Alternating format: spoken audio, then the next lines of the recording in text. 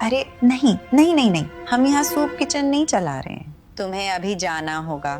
मैं तो प्रवचन के लिए आया हूँ मैडम, अगर आपको कोई दिक्कत नहीं तो। ये बड़ी परेशानी है, तुमसे बदबू आ रही है, तुम्हें अभी जाना होगा। क्या सब ठीक है यहाँ सैंड्रा? नहीं, सब ठीक नहीं है। वो बस यहाँ घुस आया और चर्च में बदबू फैला दी। मैं तो बस आपका उपदेश सुनने की उम्मीद कर रहा था रेवरेंड। ठीक है, जैसे मैं पोप हूँ। मुझे लगता है कि सबके लिए इसका हल निकाला जा सकता है। मुझे मत बताओ कि आप सच में इस नाटक पर यकीन कर रहे हो रेवरेंड। नाटक? बस 2 हफ्ते पहले ऑकरिज के पास वाली चर्च को कुछ गुंडों ने पूजा करने वालों का नाटक करके लूट लिया था। मैं कह रही हूँ ये बंदा सिर्फ मुसीबत है। मैं किसी को लूटने का इरादा नहीं रखता। हम सैंड्रा, इस आदमी को यहाँ रहने का उतना हक है जितना कि तुम्हें है। वाकई? क्या उसने चर्च की छत ठीक करने के लिए हजारों डॉलर दान किए? नहीं, पर ओ हाँ, वो मैं और मेरे दोस्त थे। ओह रुको, मुझे याद आया, वो हर साल क्रिसमस चर्च परेड ऑर्गेनाइज करने में मदद करता है। फिर से गलत, फिर से वो मैं ही। मुझे सैंड्रा मत कहो रेवरेंड।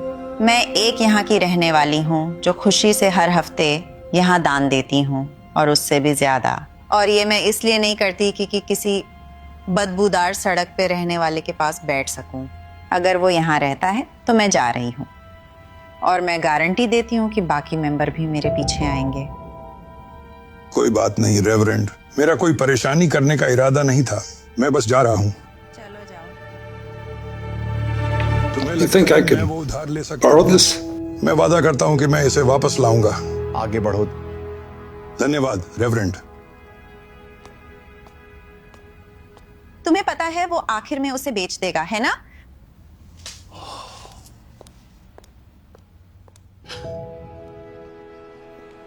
भगवान आपका भला करे। आने के लिए धन्यवाद। थोड़े पैसे दे सकते हो? थोड़ा खाना दे सकते हो? नौकरी ढूंढ लो।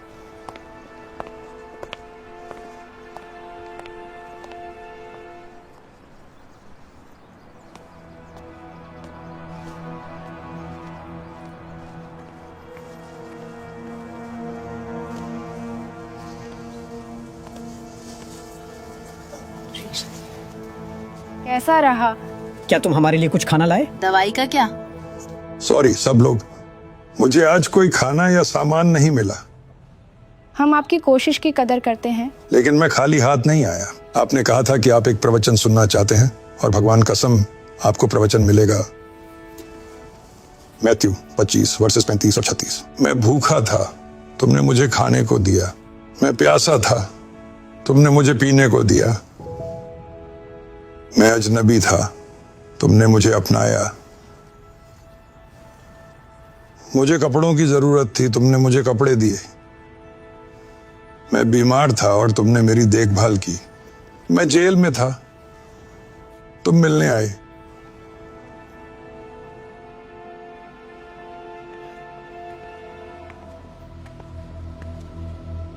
अच्छा लगा देखकर कि तुम अभी भी वो यूज कर रहे हो।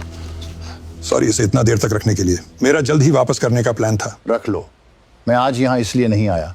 अरे आप यहाँ क्यों आए हो?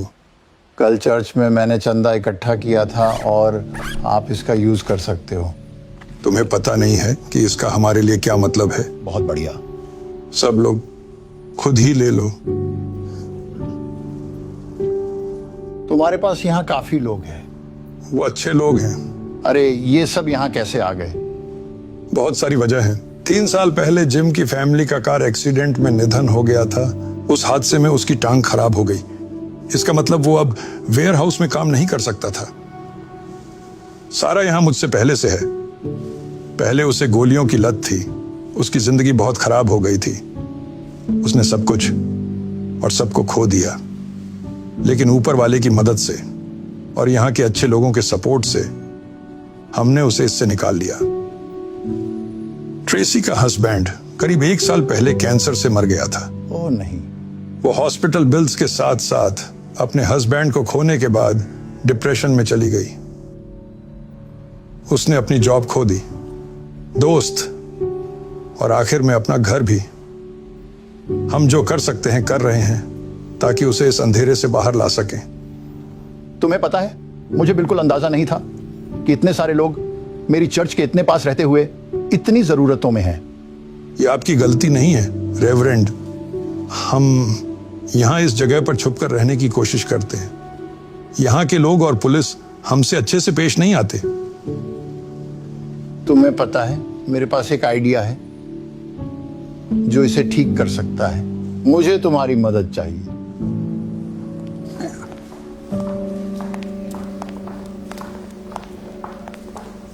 तुम यहाँ क्या कर रहे हो? मैंने पिछले हफ्ते ही समझाया था कि तुम यहाँ नहीं आ सकते। नहीं सैंड्रा, ये मेरे गेस्ट्स हैं। क्या तुमने इन्हें बुलाया? क्यों? क्योंकि ये करना मुझे सही लगा। नहीं, ये सही नहीं है। नहीं, ये अच्छे लोग हैं, बिल्कुल तुम्हारी तरह। और तुम्हारी तरह वो भी भगवान का वचन सुनना चाहते हैं। हम कौन होते हैं उन्हें मना करने वाले? ये हमारे लिए अपमानजनक है रेवरेंड। आपको क्या हुआ है?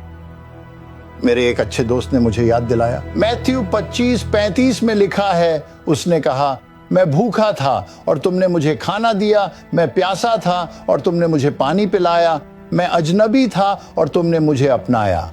और ये वर्ष जरूरतमंद अजनबियों के लिए करुणा के बारे में है। और मुझे पता है कि इस कम्युनिटी में करुणा है। पिछले हफ्ते ही मैंने आप सबसे कपड़े, खाना और मेडिकल सप्लाई डोनेट करने को कहा था, उन लोगों के लिए जो जरूरतमंद हैं। और आप सबने खुशी से दिया। तो जरा इधर उधर देखो, ये वो लोग हैं जिनकी मदद आपके दान ने की। लेकिन मैं पूछता हूं, क्या हमारी चैरिटी और गुडविल यही खत्म होनी चाहिए? हम लोगों को खाना खिलाते हैं और कपड़े दान कर सकते हैं, लेकिन अपने पैसे उनके साथ साझा नहीं कर सकते। बहुत टाइम से हमने अपने समुदाय के सदस्यों की पीड़ा को नजरअंदाज किया है। हमने उन्हें दूर कर दिया, परछाइयों में ढकेल दिया ताकि हम दिखावा कर सकें कि वो अस्तित्व में नहीं है। मैं कहता हूं, अब और नहीं। हम इन लोगों को अब जज नहीं करेंगे, उन्हें अवॉइड नहीं करेंगे, उन्हें अपने चर्च में निमंत्रण देंगे और गले लगाएंगे। चलो, अच्छे पड़ोसी बनो और नए सदस्यों से मिलो, उनका स्वागत करो। चलो।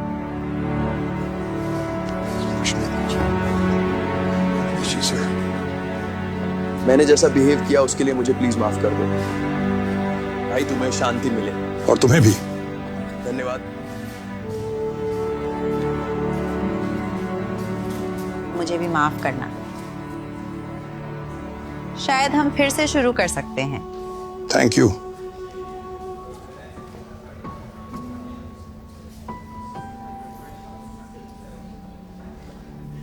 धन्यवाद रेवरेंड इसके लिए। नहीं, थैंक यू। किस लिए? मुझे याद दिलाने के लिए कि मैंने सबसे पहले पादरी क्यों बनने का फैसला किया था। लोगों की मदद करने के लिए, ना कि उनको जज करने के लिए।